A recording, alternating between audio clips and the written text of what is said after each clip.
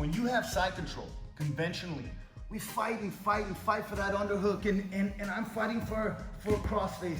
He's fighting for an underhook. I'm fighting for an underhook. Now let's say I get the underhook, I get the crossface, and now I clap my hands together. My shoulder aligns with his face. I got Charles in a crossface, win over under. Now, I fought all that way so hard to get this crossface. And now, in order for me to submit Charles, you know what I gotta do? I gotta let it all go. That's the problem with the crossface, okay?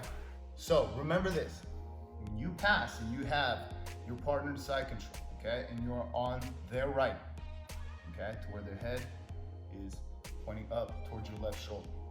Instead of going for a crossface, go for a far collar and get the boss grip. Remember, this boss grip has to punch to the mat and you almost have to grab the label, because the whole idea is you have to be able to turn his head, get under the chin. You see how he has to bring his arm over. This is how you turn them, okay?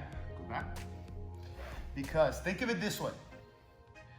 See how my hand is on the mat? If he starts turning into me, like himself, I can push. You turn into me, Charles, to your right side. I can push and I can kind of control his shoulder, okay?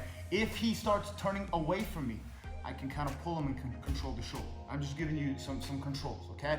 But remember, this boss grip slips because this collar basically is a belt around his neck.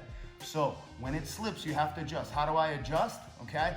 If it slips up here, I keep contact with my outside of my blade of my wrist, and then I just readjust down that collar so that I can get a better grip, so I can get my elbow in and under his neck and start cranking it down and make him turn. See, because he's gonna wanna save his neck, all right? But also, check this out. For non-believers, they don't even realize that they're in a dangerous position. So sometimes they do not take that far arm, their left arm, to bring it over to defend. So oftentimes, when you get that boss grip right here, you can control with your right hand their far arm, and they're not gonna be able to save their neck and to stop the submission. Because here, it's similar to like a paper cutter choke. I'm gonna slide my belly button up, my elbow goes in, and I start cranking down and out, okay? See, my elbow's in, I'm just gonna kind of roll right onto his neck and open up my elbow, all right?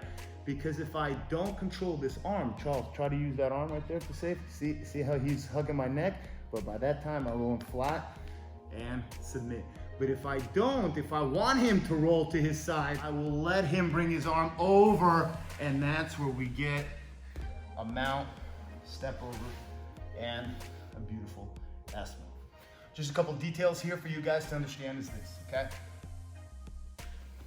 This right here is a boss grip. The reason why it's a boss grip is because it's controlling the partner or your opponent. When your hand is up here, that's more of a manager grip, okay? It's not a real boss. Now, when your hand's up here, that's kind of like a mailroom intern grip. They can't even do anything except maybe do some of your coffee when you ask them to get it.